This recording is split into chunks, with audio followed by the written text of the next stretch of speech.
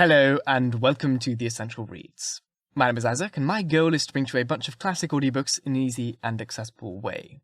This is Friday, and thus it is a short story brought to you today by me and various authors. Man, I'm so bad at introductions. If you want to support the show, I've got a Patreon, or you can leave a... useless at my job. Or you can leave a super thanks here on YouTube. It's the easiest way to support me in doing this, apart from just liking and sharing, etc., etc. And if you're listening on podcast, I love you too, and you too can go to Patreon and support me there, where you have access to special audiobooks that I cannot publish on YouTube, because reasons. Today's short story is The Gift of the Magi by O. Henry. Let's begin. $1.87. That was all. She had put it aside. 1 cent, then another in her careful buying of meat and other food. Della counted it 3 times. $1.87. And the next day, it would be Christmas. There was nothing to do but fall on the bed and cry. So Della did it. While the lady of the home is slowly growing quieter, we can look at the home. Furnished rooms at a cost of $8 a week. There is little more to say about it. In the hall below was a letterbox, too small to hold a letter. There was an electronic bell, but it could not make a sound. There was also a name besides the door. Mr. James Dillingham Young. When the name was placed there, Mr. James Dillingham Young was being paid $30 a week. Now, when he was being paid only $20 a week, the name seemed too long and important. It should perhaps have been Mr. James D. Young. But when Mr. James Dillingham Young entered furnished rooms, he became very short indeed. Mrs. James Dillingham Young put her arms warmly about him and called him Jim. You've already met her. She is Della. Della finished her crying and cleaned the marks of it off her face. She stood by the window and looked out with no interest. Tomorrow would be Christmas Day, and she only had $1.87 with which to buy Jim a gift. She had put aside as much as she could for months with this result. $20 a week is not much. Everything had cost more than she had expected. It always happened like that. Only $1.87 to buy a gift for Jim. Her Jim. She had had many happy hours planning something nice for him. Something nearly good enough. Something almost worth the honour of belonging to Jim. There was a kind of looking glass between the windows of the room. Perhaps you have seen this kind of looking glass that is placed in $8 furnished rooms. It was very narrow. A person could see only a little of himself at a time. However, if he was very thin and moved very quickly, he might be able to get a good view of himself. Della, being quite thin, had mastered this art. Suddenly, she turned from the window and stood before the glass. Her eyes were shining brightly, but her face had lost its colour. Quickly, she pulled down her hair and let it fall to its complete length. The James Dillingham Youngs were very proud of 2 things which they owned. One thing was Jim's gold watch. It had once belonged to his father, and long ago it had belonged to his father's father. The other thing was Della's hair. If a queen had lived in rooms near theirs, Della would have washed and dried her hair where the queen could see it. Della knew her hair was more beautiful than any queen's jewels and gifts. If a king had lived in the same house with all his riches, Jim would have looked at his watch every time they met. Jim knew that no king had anything so valuable. so Della's beautiful hair fell about her, shining like a falling stream of brown water. It reached below her knee. It almost made itself into a dress for her. And then she put it up on her head again, nervously and quickly. Once she stopped for a moment and stood still while a tear or two ran down her face. She put on her old brown coat. She put on her old brown hat. With the bright light still in her eyes, she moved quickly out the door and down to the street. Where she stopped, the sign said, Mrs. Sofronie, hair articles of all kinds. Up to the second floor Della ran and stopped to get her breath.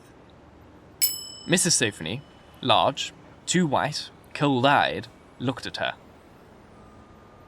"Will you buy my hair?" asked Della. "I buy hair," said Mrs. Sofronie. "Take your hat off and let me look at it." Down fell the brown waterfall.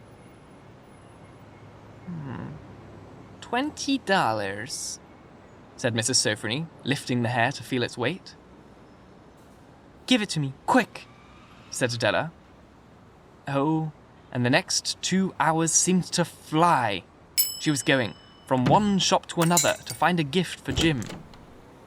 She found it at last, and surely it had been made for Jim and no one else. There was no other like it in any of the shops, and she had looked in every shop in the city. It was a gold watch chain, very simply made. Its value was in its rich and pure material. Because it was so plain and simple, you knew that it was very valuable. All good things are like this. It was good enough for the watch. As soon as she saw it, she knew that Jim must have it. It was like him. Quietness and value. Jim and the chain both had quietness and value. She paid $21 for it. And she hurried home with the chain and 87 cents. With that chain on his watch, Jim could look at his watch and learn the time anywhere he might be. Though the watch was so fine, it had never had a fine chain. He sometimes took it out and looked at it, only when no one could see him do it. When Della arrived home, her mind quieted a little. She began to think more reasonably. She started to try and cover the sad marks of what she had done.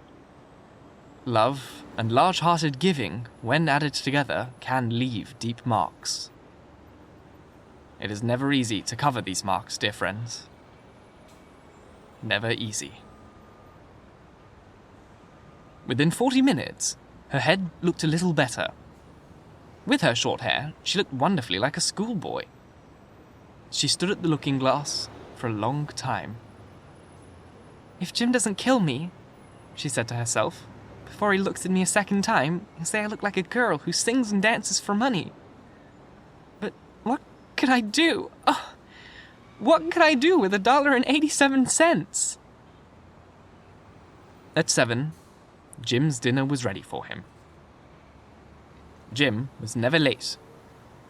Della held the watch chain in her hand and sat near the door where he always entered. Then she heard his steps in the hall, and her face lost colour for a moment. She often said little prayers, quietly, about simple, everyday things. And now she said, "Please, God, make him think I'm still pretty." The door opened, and Jim stepped in. He looked very thin, and he was not smiling. Poor fellow, he was only 22, with a family to take care of. He needed a new coat, and he had nothing to cover his cold hands. Jim stopped inside the door. He was as quiet as a hunting dog when it is near a bird. His eyes looked strangely at Della, and there was an expression in them that she could not understand. It filled her with fear. It was not anger, nor surprise, nor anything she had been ready for. He simply looked at her with that strange expression on his face. Della went to him. Jim, dear, she cried. Don't look at me like that. I had my hair cut off and sold it. I couldn't live through Christmas without giving you a gift. My hair will grow again. You won't care, will you?